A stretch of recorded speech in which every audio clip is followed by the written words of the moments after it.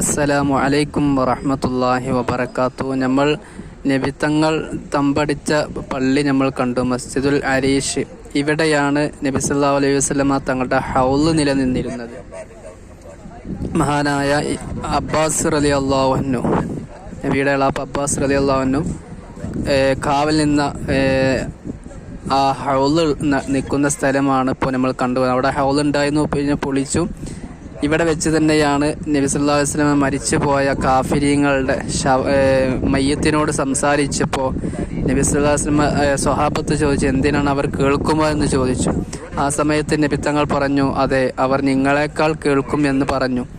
ആ ഒരു സംഭവമൊക്കെ നടന്ന സ്ഥലത്താണ്. ഇവിടെയാണ് കാഫിരീങ്ങളുടെ മയ്യത്ത് ഇവിടെ ഉണ്ട്.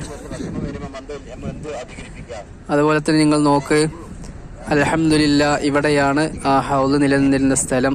മഹാന്മാരായ സ്വഹാബത്തൊക്കെ നിലകൊണ്ടിരുന്നു. ഇവിടെയായിരുന്നു തമ്പടിച്ചിരുന്ന സ്ഥലം.